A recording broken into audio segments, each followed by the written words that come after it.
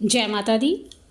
अभी तक हम राहु को पहले से लेकर 6th हाउस तक समझ चुके हैं। आपको जैसे पहले भी बताया था, ये हम एक सूक्ष्म विवरण यानी एक छोटे रूप में राहु को समझने की कोशिश कर रहे हैं।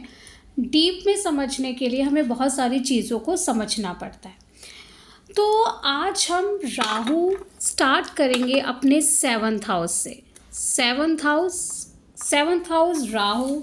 7th हाउस है क्या? 7th हाउस है आपका सोशल लाइफ, आपकी डेली इनकम, आपकी मैरिड लाइफ, आपकी पार्टनरशिप का हाउस है। और ये घर है शुक्र का, यानी कि 7th हाउस आपका 7th हाउस जो है शुक्र से रिलेटेड चीज़ों के बारे में बताता है। यानी कि ये सब चीज़ें मैरिड लाइफ, फ्रेंडशिप होना, गर्लफ्रेंड बॉयफ्रेंड होना, ये सब हमें 7th हाउस से पता चलता है। तो राहु पर जब भी शुक्र का प्रभाव आता है या शुक्र और राहु का कनेक्शन होता है तो शुक्र पीड़ित हो जाता है। तो जब भी राहु आपके 7th हाउस में होगा, आप राहु है क्या? राहु है आपकी कंफ्यूज़न, आपका स्ट्रगल, आपके लाइफ में अचानक से प्रॉब्लम को लाना। लेकिन अगर राहु अच्छा हो तो वो क्रिएटिव बना देगा आपको, जो है आपकी इनकम में काफ़ी बढ़ोतरी कर देता है ये राहु।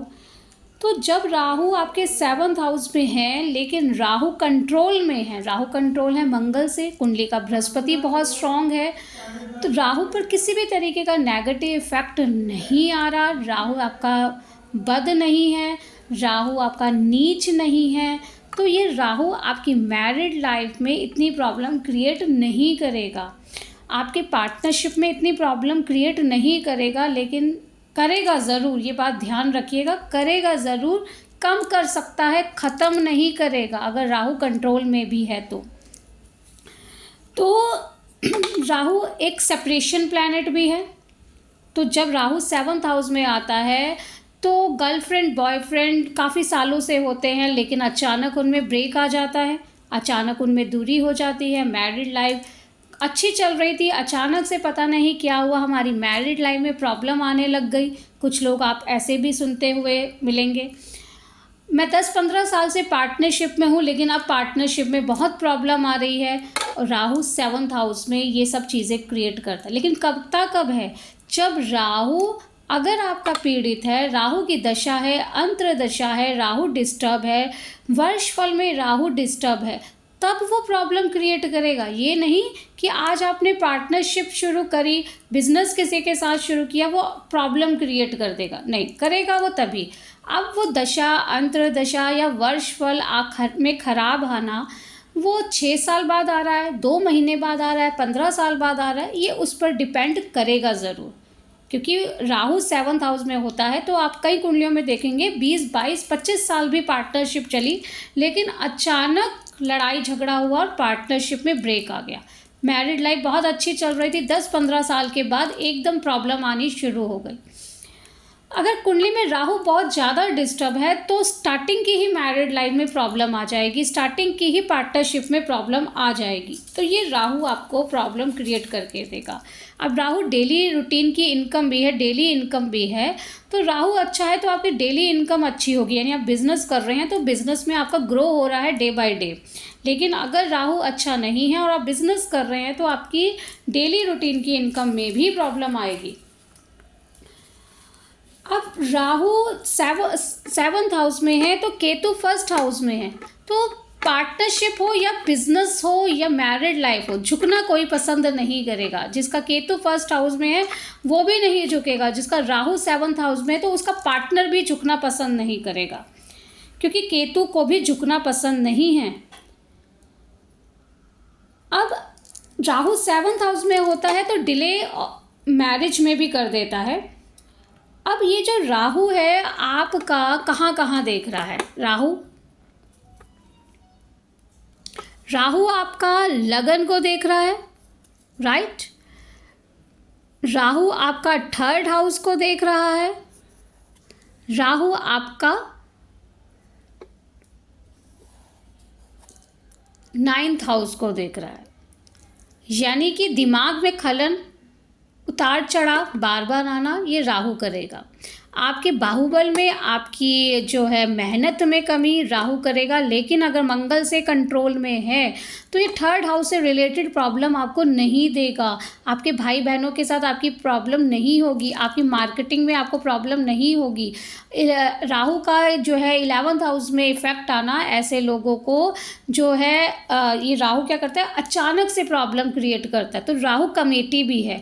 तो राहु जिनका 7th हाउस में होता है उन्हें इन्वेस्टमेंट करते वक्त, कमेटी लगाते वक्त बहुत ध्यान से करना चाहिए, नहीं तो उनको प्रॉब्लम ज़रूर फेस करनी पड़ेगी। इन्वेस्टमेंट उनकी कहीं ना कहीं ब्लॉक हो जाएगी, कहीं ना कहीं फंस जाएगी, ये राहु आपको देगा। अब बात करते हैं Rahu 8th house. 8th house Rahu. अब Rahu 8th house, 8th house क्या है, आपकी आयु है, आपका मांगल्य है, आपके 7th हाउस का 2nd हाउस है, आपका मांगल्य है, आपकी जो है आपके पार्टनर का 2nd जो है ससुराल है, ठीक है ना, आपके पार्टनर का ससुराल है। तो ये आपकी आयु है। 8th हाउस हडन है, हडन के बाद भाग्य है। तो जो इस हडन्स को पार कर जाएगा उसका भाग्य उदय हो जाएगा। जो इस हडन्स को पार नहीं कर पाएगा उसका भाग्य उदय नहीं हो पाएगा। हडन्स के बाद भाग्य उदय है। तो यानी कि जिसका भी राहु इस 8th हाउस में है उसकी लाइफ में हडन्स, प्रॉब्लम, स्ट्रगल्स बार बार आएंगी। अगर उसका कुंडली का बृहस्पति अच्छा है, मंगल अच्छा है, चंद्रमा अच्छा है, तो ये राहु इस स्ट्रगल्स को पार करके अपने भाग्य को उदय कर जाएगा। लेकिन जिसका भी राहु यहाँ पर डिस्टर्ब है, किसी भी तरीके से कंट्रोल में नहीं है, तो उसे बार बार अपने भाग्य उन्नति में प्रॉब्लम आएगी ही आएगी। वो ये आपको कहता हुआ मिलेगा कि मैं बहुत मेहनत करता हूँ, मैं बहुत ज़्यादा अपनी तरफ से एफर्ट डालता हूँ, एंड मौके पर आकर मेरी चीज़ें ख़राब हो जाती हैं, मेरी डील कैंसिल हो जाती है, मैं आगे नहीं बढ़ पा रहा, मुझे ससुराल से रिस्पेक्ट नहीं मिलती, मुझे हमेशा अपने लिए अपशब्द सुनने को मिलते हैं। क्योंकि राहु आपकी बुराई, बदनामी को भी क्रिएट करता है। तो जब राहु डिस्टर्ब होता है तो बुराई, बदनामी 8th हाउस वाले को मिल ही जाती है। तो राहु 8th हाउस वाले की लाइफ में स्ट्रगल तो बहुत आते हैं, जैसे लगन वाले को आते हैं वैसे ही 8th हाउस वाले को भी आते हैं। तो इस स्ट्रगल से वो तभी लड़ पाएगा जब उसका लगन स्ट्रांग होगा। क्योंकि किसी भी हाउस की पावर उसके लगन पर डिपेंड करती है, इस बात को कभी मत भूलिए। किसी भी हाउस की पावर उसके लगन पर, उसके मंगल पर बहुत ज़्यादा निर्भर करेगी। तो लगन को कभी भी वीक मत होने दीजिए। अब ये जो राहु है वो पलट कर दूसरे हाउस को देखता है। लाल किताब कहती है 8th हाउस का राहु, 8th हाउस में बैठा प्लैनेट आपके 2nd हाउस को पलट कर देखता है, उल्टा देखता है। तो पलट कर देखता है तो यानी कि 8th हाउस 2nd हाउस से रिलेटेड, यानी कि उसकी बचत में प्रॉब्लम आना, उसका इन्वेस्टमेंट में प्रॉब्लम आना, उसकी सेविंग में प्रॉब्लम आना, ये राहु क्रिएट करता है। तो राहु का उपाय उसे करना ही होगा। लेकिन ये राहु बहुत अच्छा रिसर्चर भी बनाता है, रिसर्च का हाउस है। बहुत अच्छे एस्ट्रोलॉजर्स जो होते हैं उनका 8th हाउस में आप राहु देखेंगे, उनकी प्रेडिक्शन, उनके उपाय आपको बहुत अच्छे तरीके से हेल्प करने वाले दिखेंगे। तो जब भी कोई रिसर्च में चला जाता है 8th हाउस वाला या एस्ट्रोलॉजी में होता है, इस राहु के नेगेटिव इफेक्ट उसकी लाइफ में कम होते चले जाते हैं। अब ये जो राहु आपका है वो आपके 4th हाउस को भी देख रहा है। 4th हाउस में भी इसकी पावर है। तो 4th हाउस क्या है, आपकी मन की शांति है, आपका चंद्रमा है, आपका परिवार का बढ़ना भी 4th हाउस है। परिवार सिर्फ 5th हाउस से नहीं बढ़ता, परिवार का बढ़ना 4th हाउस पर भी निर्भर करता है। सिर्फ हम 5th हाउस पे फोकस कर लेते हैं, भाग्य पे फोकस कर लेते हैं। घर परिवार हमारा 4th हाउस है। अगर 4th हाउस डिस्टर्ब है तो घर परिवार कैसे बढ़ेगा। संतान उत्पन्न होने में प्रॉब्लम राहु की दृष्टि भी कर सकती है। सिर्फ 5th हाउस का डिस्टर्ब होना ही ज़रूरी नहीं है। माँ को कोई ना कोई कष्ट होना, माँ से दूरी होना, परिवार से दूर रहना, हो सकता है स्टडी के लिए बाहर चला जाए, हो सकता है फॉरेन में सेटल हो जाए। लेकिन फॉरेन में सेटल 9th 12th हाउस और बाकी चीज़ें कोरिलेट करके ही आप प्रेडिक्शन कीजिए। तो ये राहु आपको जो है कहीं ना कहीं लगन की तरह 8th हाउस का राहु भी आपको काफ़ी स्ट्रगल देगा। अब ये राहु की दृष्टि आपके 12th हाउस पर भी है। बेड कंफर्ट है, आपकी नींद है, आपके खर्चे हैं, आपके मेंटल चीज़ें कैसी चल रही हैं, आपके दिमाग की स्थिति कैसी चल रही है, ये 12th हाउस पर निर्भर करता है। अब 12th हाउस पर राहु का इफेक्ट है, बृहस्पति कुंडली का वीक है, तो भाई ये राहु उसके खर्चे भी कराएगा, उसके बेड कंफर्ट में भी कमी करेगा, हस्बैंड वाइफ के बीच में दूरी भी पैदा करेगा, हॉस्पिटल के चक्कर भी लगाएगा। बृहस्पति को कुंडली में चेक करिए कि बृहस्पति कैसा है, उसके बाद ही प्रेडिक्शन कीजिए। दोबारा से बोल रही हूँ, और भी बहुत सारी चीज़ें हमें चेक करनी होती हैं, तभी हम अपने बाकी के प्लैनेट के बारे में ढंग से प्रेडिक्ट कर सकते हैं। अब आ जाते हैं अपने 9th हाउस में राहु के बारे में।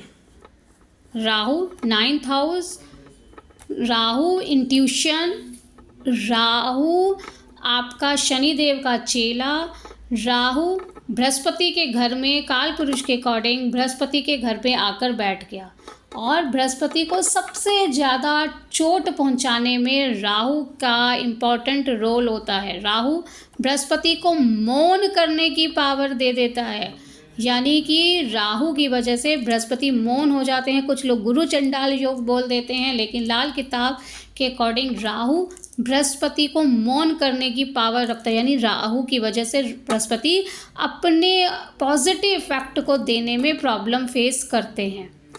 अब ये राहु अच्छा है, बृहस्पति के बाकी हाउसेस अच्छे हैं, उसके पक्के घर अच्छे हैं, बृहस्पति अच्छा है, तो ये राहु आपको नेगेटिव इफेक्ट नहीं देगा, ध्यान रखिएगा। तो उसकी लाइफ में भाग्य, राहु की वजह से भाग्य में उतार चढ़ाव बार बार नहीं आएगा, लेकिन राहु की वजह से बार बार नहीं आएगा, क्योंकि उसकी बृहस्पति अच्छा है, बृहस्पति के पक्के घर अच्छे हैं, तो ये राहु उसे पावर देकर जाएगा। लेकिन कहीं ना कहीं ये भाग्य उदय में उतार चढ़ाव करेगा, फॉरेन ट्रिप देगा, ये राहु अच्छे इफेक्ट भी देगा, लोगों को हील करने की पावर भी देगा, लोगों को पावर, एक उसकी नेगेटिविटी को दूर करने का राहु बहुत इंपॉर्टेंट रोल अदा करेगा। राहु जिसका भी 9th हाउस में होता है, वो लोगों की प्रॉब्लम बड़े अच्छे से तरीके से सॉल्व कर देते हैं। तो अब ये राहु की दृष्टि आपके 3rd हाउस पर, आपके 3rd हाउस पर राहु की दृष्टि, आपके लगन पर राहु की दृष्टि, आपके 5th हाउस पर राहु की दृष्टि। लगन को भी कंप्लीट कर लिया, 3rd हाउस को भी कंप्लीट कर लिया, उसने देख लिया, और उसके आपके 5th हाउस को भी देख लिया, आपके जो ये मेडिटेशन का हाउस भी है, आपका एजुकेशन का हाउस भी है, आपका बाहुबल भी है, आपकी पावर है, आपकी एनर्जी है, आपका दिमाग है, आपके दिमाग को कवर किया। राहु कंट्रोल में है तो इन हाउसेस से रिलेटेड आपकी लाइफ में प्रॉब्लम नहीं आएगी। राहु नेगेटिव है, राहु नीच का है, कुंडली का मंगल बद है, बृहस्पति खराब है, तो दिमाग में खलन रहेगी, भाई बहनों से नहीं बनेगी, जितनी मर्जी मेहनत कर ले सफलता नहीं मिल पाएगी। राहु का उपाय करना ज़रूरी होगा, लगन को स्ट्रॉन्ग करना ज़रूरी होगा, बृहस्पति को स्ट्रॉन्ग करना ज़रूरी होगा। संतान उत्पन्न करने में प्रॉब्लम आएगी, एजुकेशन में प्रॉब्लम आएगी, लेकिन सूर्य अच्छा है कुंडली का, बृहस्पति अच्छा है, तो आपको एजुकेशन, संतान से रिलेटेड प्रॉब्लम फेस नहीं करनी पड़ेगी। तो सूर्य बृहस्पति को भी चेक करिए। ये छोटे छोटे पॉइंट्स मैं आपको बता रही हूँ, सिर्फ सूर्य बृहस्पति को नहीं देखना, बृहस्पति की अन्य चीज़ों को भी 5th हाउस की अन्य चीज़ों को भी देखना पड़ेगा। लेकिन एक छोटा पॉइंट समझकर आप अपनी प्रेडिक्शन को और अच्छा कर सकते हैं। तो आज हमने 9th हाउस तक के राहु को समझा, अब बाकी के 3 हाउसेस का हम अपनी नेक्स्ट वीडियो में समझेंगे। तो ये हमने समझा राहु के बारे में। ग्रहों के डीप नॉलेज के लिए हमारा एक बैच जल्दी से स्टार्ट होने वाला है। किसी को भी कोई भी इंक्वायरी लेनी हो तो आप जो है व्हाट्सएप करके अपनी इंक्वायरी ले सकते हैं, अपने जो है उस कोर्स के बारे में जान सकते हैं। जय माता दी।